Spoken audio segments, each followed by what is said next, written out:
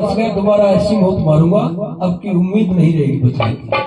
लोगों, दृष्टबुद्धि ने मन ही मन में षड्यंत्र तैयार कर दिया। राजा कुलीन से कहने लगा, राजा कुलीन, मैं बहुत प्रसन्न हुआ तेरी लड़की को देख करके, और भाई तेरे जैसे लड़के को देख करके मुझे मेरे लड़के की याद आ गई। मेरे भी एक मदन नाम का लड़का है, सुंदर तो वो भी बहुत है पर इतना सुंदर नहीं। राजा बोला, जी आप कहना क्या चाहते हो? बोले, कहना ये चाहता हूँ, मैं जब अपने घर से चला, मैं कोई जरूरी काम भूल गया, और वो जरूरी काम अगर पूरा नहीं होगा तो मेरा लड़का परेशान हो जाएगा, मेरी नगरी परेशान हो जाएगी। राजा बोला, तो मैं क्या करूं? बोला, तुझे ये करना है कि मैं अपना काम एक चिट्ठी में लिख देता हूँ, और ये चिट्ठी तू तेरे बेटे चंद्रहास को लेकर के और मेरे बेटे मदन तक पहुंचा। मंत्री जी, भाई चिट्ठी को पढ़ करके मेरा बेटा उस काम को कर देगा, और मैं 2-4 दिन आराम से यहाँ रह लूंगा। राजा कुलिंद बोला, महाराज जो आज्ञा आपकी, लिखो चिट्ठी लिखो, मेरा बेटा चंद्रहास चिट्ठी लेकर के चला जाएगा। तो वो दृष्टबुद्धि एकांत एक कमरे में बैठ जाता है, और कमरे में बैठ करके एक स्याही कलम दवात ले ली और एक कागज ले लिया, और उस पर एक चिट्ठी लिखना शुरू कर दिया। तो वो चिट्ठी में क्या लिख रहा था और किस तरह से चिट्ठी चंद्रहास लेकर के आ रहा था, सुनिए। बहुत मर्म की रागनी है। क्या लिख रहा था चिट्ठी में? नु बोला रे तोरा जल्लादों ने जुल्म किया, तोरा जल्लादों ने जुल्म किया, जुल्म तो एक मर्द का खा गया, पर फिर दोबारा मारने खातिर चिट्ठी लिखने लगा। वो चिट्ठी लिखने लगा, वो चिट्ठी लिखने लगा,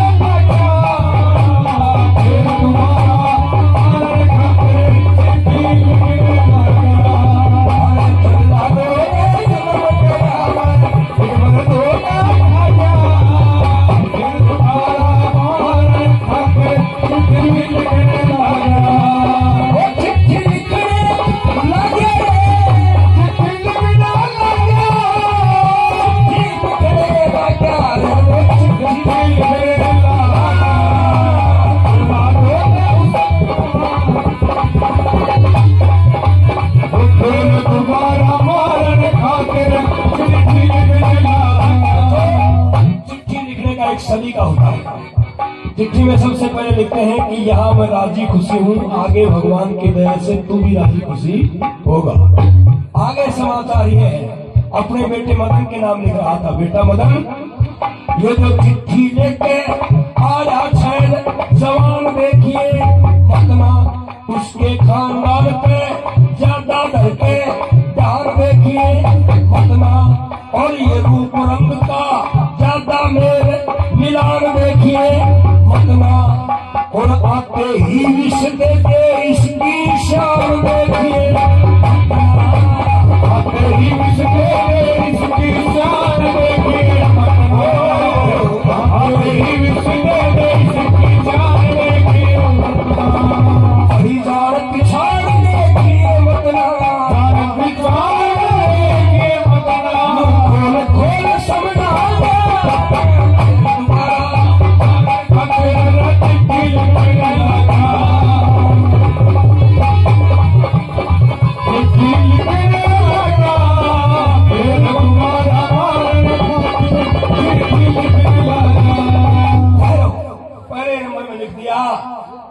खानदान का ज्यादा करके ध्यान देखिए मतना, रूप रंग का करके मेल मिलान देखिए मतना, इसको आते ही विष दे दे इसकी शान देखिए, इस लड़के को पहुंचते ही विष दे देना।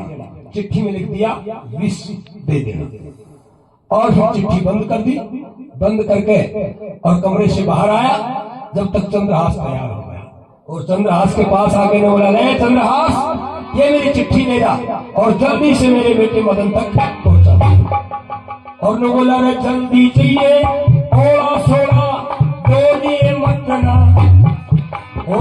ही चिट्ठी पकड़ा दे कुछ बोलिए मतना, फिर ध्यान रखिए अमृत में विष घोलिए मतना, और रास्ते में मेरी चिट्ठी ने किते खोलिए मतना, रास्ते में मेरी चिट्ठी ने किते खोलिए मतना,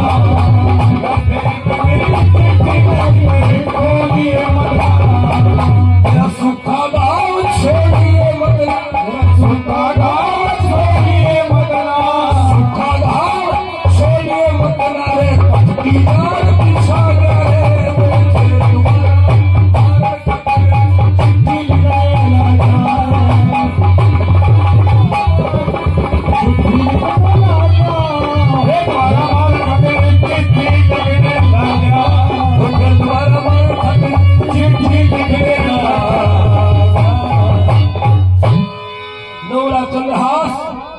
जल्दी जाइए, ओड़ा छोड़ा डोलिए मतना, जाते ही चिट्ठी पकड़ा दे कुछ बोलिए मतना, ध्यान रखिए अमृत में विष घोलिए मतना, और रास्ते में मेरी चिट्ठी ने की है,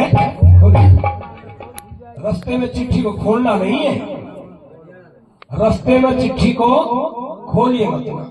चंद्रहास बोला जी मैं क्यों खोलूंगा, नहीं को बंद पार्सल पकड़ा दूंगा, फिर जानो राग लो जाने।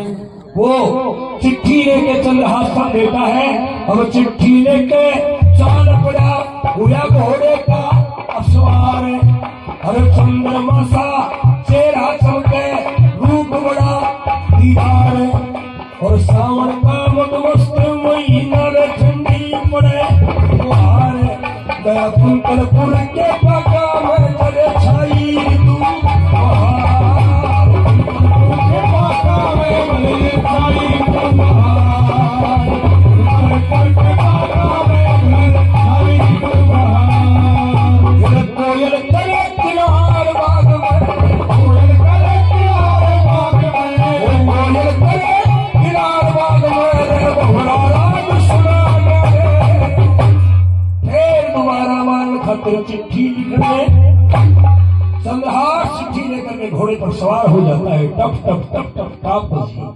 चंद्रहास पवन वेग रफ्तार से चलता है, और दोपहर से पहले पहले कुंतलपुर के नजदीक, और कुंतलपुर के बाहर गया एक जनाना बाग था, वो बाग बड़ा सुंदर था। चंद्रहास ने देखा लंबे सफर से मैं चल करके आया हूँ, थोड़ी देर इस बाग में विश्राम करना चाहिए, तो चंद्रहास बगीचे में बढ़ गया, एक पेड़ से अपना घोड़ा बांध दिया, चारों तरफ घूम करके फूलों की खुशबू ली, तरण ताल में नहाया, स्नान किया, जल पिया, और फिर एक आम के पेड़ के नीचे आकर दुपट्टा बिछा दिया विश्राम करने के लिए। लोगों चंद्रहास लेट जाता है बगीचे में, इधर सावन का महीना था, सावन का मदमस्त महीना, सावन का मदमस्त महीना, और ठंडी पड़े फुहार, और वह विषया चली बाग में तो गावे राग मल्हार। सावन का महीना था, ठंडी ठंडी बूंद पड़े थी, वह मंत्री की बेटी विषया आपकी सहेजन ने बोली बेटे चलो बगीचे में चलेंगी, सावन का महीना है, झूला झूलेंगे, सावन के गीत तो लोगों सावन के गीत गाती गाती और विषया अपनी सहेजन के साथ में बगीचे में आ जाती। बगीचे में कोई सखी झूला झूलने लगी, कोई फूल तोड़ने लगी, कोई तल ताल में स्नान करने लगी, चारों तरफ सखियां बगीचे में फिर जाती हैं। उधर विषया 16 साल नौजवान हो गई और विषया का मन नहीं लग रहा था, बगीचे में इधर उधर चक्कर लगा रही थी, दौड़ रही थी। चौपर था विषया घूमे अरे गया कर्म का रोड़ा, वो उसी जगह में डट गई जहां बंध रहा था चंद्रहास का। तो उस घोड़े ने देखते विचार कैसा होगा कि इस घोड़े में गढ़ने वाला वो करतार कैसा होगा, और उस कारीगर करतार का औजार कैसा होगा, यो घोड़ा इतना सुंदर से तो सवार कैसा होगा। विषया के मन ही मन में ख्याल आ जाता है, कि हे भगवान ये घोड़ा तो कोई परदेशी घोड़ा है, हमारा घोड़ा तो नहीं है, और ये घोड़ा इतना सुंदर है तो इस पर चढ़ने वाला सवार कैसा होगा, जरूर यही कहीं ना कहीं वो असवार भी होगा। तो विषयाबाई उस घोड़े ने छोड़ के जब करने लगी तलाश, और दौड़ी दौड़ी विषया आगी चंद्रहास के पास आई, और चंद्रहास का चांद सा चेहरा चमक रहा था। वो खड़ी खड़ी देखने लगी। लोगों, जरूर सावन की घटा बादल की छावनी सी हो रही थी, और चंद्रहास में देख देख के वह बावड़ी सी।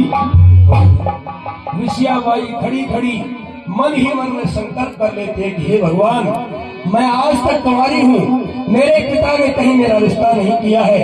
हे भगवान, अगर मुझे पति मिले तो ऐसा छैल जवान ही। विषया ने मन ही मन में संकल्प कर लिया और चंद्रहास को अपना पति कायम कर लिया। मैं शादी करूं तो इसी के साथ में करूंगी। लोगों, खड़ी खड़ी विषया देख रही थी। दो चार सखी सहेली भाग के आई, हे विषया, ये तू बावड़ी होगी, एकली यहाँ क्या कर रही है? विषया बोली, रोड़ा मत करो, आवाज मत करो, शोर मत करो। क्यों? कोई सो रहा है, उसकी नींद में भंग पड़ जाएगा। इशारा किया, विषया की सखी सहेली समझ गई के बीमारी से। क्यों? कि गूंगा किशन गूंगो जान जाएगा। वो सारी सखी सहेली कवारी थी। मैं बोली, हे विषया, अगर यही बात है तो एक बार ये आदमी ने जगा इससे दो बात कर लिया। विषया बोली, नहीं, जगाना ठीक नहीं है। सूते सिंह को, सूते सर्प को और सूते सूरमा को जगाना खतरे से खाली नहीं होता है। बोलिए, सूते में जगाओ मत ना, एक सूते जगाओ मत ना, और कदे उठ के लड़ाई कर दे, कदे उठ के लड़ाई लड़े, कदे खींच के तलवार मारी, जान की सफाई कर दे।